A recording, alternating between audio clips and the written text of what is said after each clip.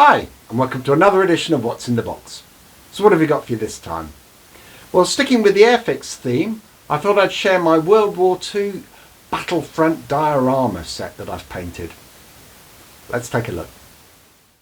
Now sadly I never actually kept the original box for this, but as you'll see from the image here, it was a really dramatic scene. I know there was a D-Day version that came out probably a few years after this. This was from about 2010.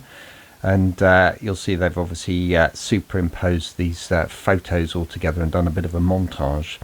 And on the back you've got an image of the actual forward command post, which used to be a separate model in its own right. And then it obviously talks about the fact you get two tanks in it. You get the Sherman and the Tiger, and obviously you get the British paratroopers and the German infantry. So from my own side of things, the only thing I kept was this, which was a cut-out back scene, so it reminded me what it all looked like when it went together. And the other thing that came in the box was this, which was a colour instruction sheet, which was quite useful. Because the one thing I really like about these Airfix diorama sets is the fact that you actually do get the paints with them. And obviously tells you the colours you can use, although you can use your imagination. And then there was an instruction sheet there as well as to how you might want to set it up. So let's turn to the actual models themselves. So here's the Tiger tank. I think they came out really nicely actually, these, and they're nice little kits. One thing that always struck me as weird though was for this one, you know, some of these wheels you could actually move them around. I think I can move that one. But some of them were actually, you had to glue them on, so I never really quite got my head around why some moved and some didn't. So it wasn't as if they would ever roll around. Certainly one of the lessons for me when I got older was the fact that you actually melted these tracks together to actually stick them on. I think as a kid I used to just try and use the glue and it never worked. But the model I think was really nice for the Germans. Here's the Sherman tank as well. Similarly, all the wheels sort of move around for the bottom bit, but not these front ones, so all a bit odd. So certainly looks inferior when you compare it next to the Tiger, doesn't it? But they were quite straightforward to make and fairly simple and basic, certainly compared to some of the other Airfix model vehicles. And then before we move on to the figures, let's have a look at the full command post. So this is it, looking all very bombed out. It was a nice kit actually. I think it looked really effective. And if you've seen my World War I diorama set, you'll see that I'm really keen on these sort of building, because I think they look really great in terms of sort of bringing all the aesthetics to the model. And then I've got a box load of bits here, which I had to paint as well, including barricades, there were signposts and so forth. So here's an image of them all. I think this is one of the things I really loved as a kid. I liked all the little extras. There just seemed to be something about having all the kit, like pickaxes and shovels and things like that.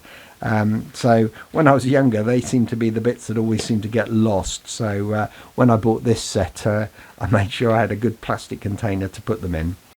And then you've got the diorama base. So this is actually one that I have actually painted.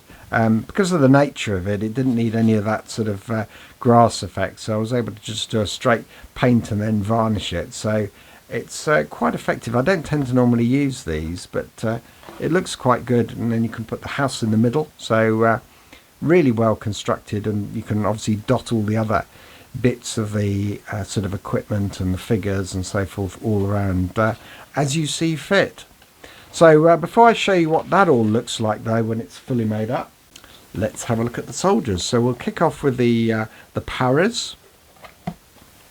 So you'll see with these, I've fixed them on sort of cardboard. Again, I've actually used the back of the Battlefront box because it was really sturdy cardboard. I've put them in groups of 4, or in some cases 2 and 1, and part of the reason for that was so that I could actually use the Airfix Battlefront game, and I'll show you that towards the very end. But you'll see these are fairly simple models in terms of their sort of, I guess, design. I think part of the problem is that when you actually sort of paint them with acrylics, it does tend to sort of lose some of the detail a little bit.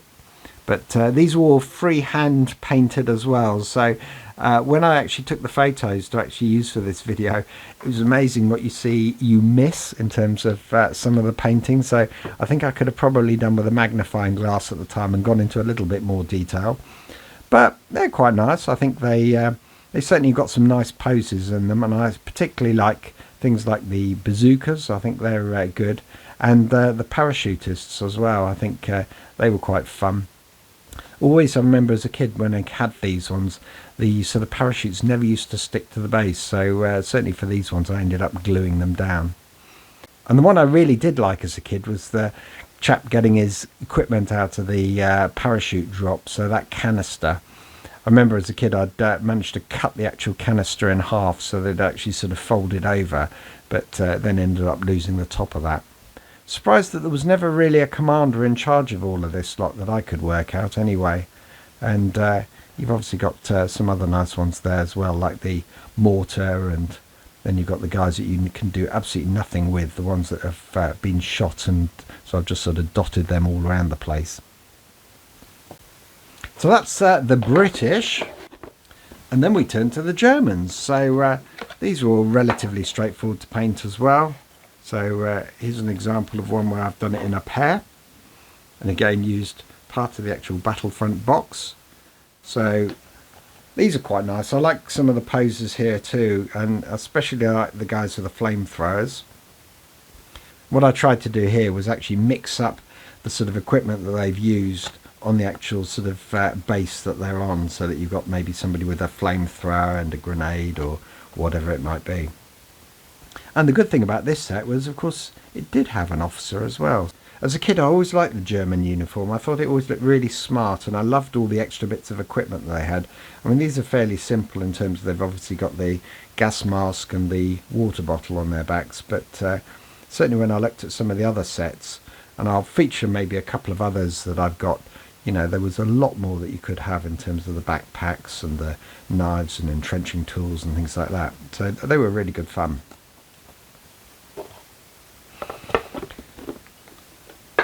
So that's all of the figures there. Overall, I think these came out quite nice.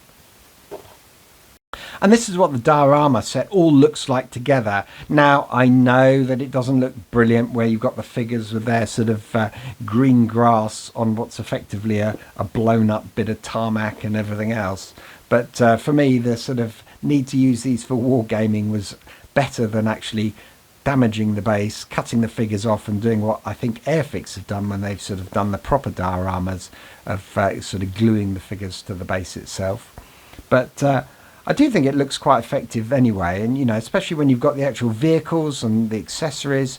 You know, you've got this Sherman about to get blown up and fall into a trap with the Tiger there. I think it's yeah, I think it's a really nice set. I really like this one. Now, I mentioned earlier that I'd actually set these figures up in groups of 4s, 2s and 1s, as you saw in the photo. And the reason was so I could use it for this Airfix Battles set. So this is a war game I came across by chance, actually. And I thought I'd buy it and see what it's like. And when you actually open it up, I mean, it's fairly straightforward. I've got some extra bits here. I've got a set of cards that I've not used. But you get cards for all the soldiers. And the intention here is that these form your units. So I'll get some of these out. So if you see here, you get maybe 1 lieutenant, 1 captain, you get a Sherman, you get maybe, if you get 10 men with 2 bazookas, 4 men with Browning MGs.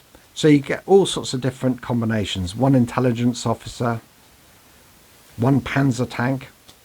And the beauty of that is that you can actually use these figures against the maps that you actually get provided to actually do the war game on. So I'll open one of these maps up. I mean, they're fairly simple sort of affairs, this war game, but I do think it's really nice how they've actually done it. And I thought I could use that rather than use some of the in-game sort of vehicles, which are these ones here. So I didn't think these were quite so effective. It looks much better visually, I think, if you start to actually put the actual tanks on the maps themselves and use those, and the soldiers. And also in this game you get loads of other sort of terrain bits and houses, one of which is the forward command post building as well. So it's quite nice to be able to use that within this Wargame. And so I think this is a brilliant set, actually, this Wargame, because isn't it great to actually be able to have something where the game has been geared so that you can actually use the Airfix figures as well. So it would be brilliant to actually see them do a similar version for the Napoleonics, or maybe even for World War One as well. So all credit to the company for actually producing this one. So I hope you enjoyed this walkthrough. If you haven't already, check out the 2 other videos that I've uploaded, one around World War One and the other about Napoleonic Airfix sets. I've got a few other odds and sods around as well, which I'll feature in future. But if you've got any feedback, please leave it in the comments below. And yeah, thank you very much for watching.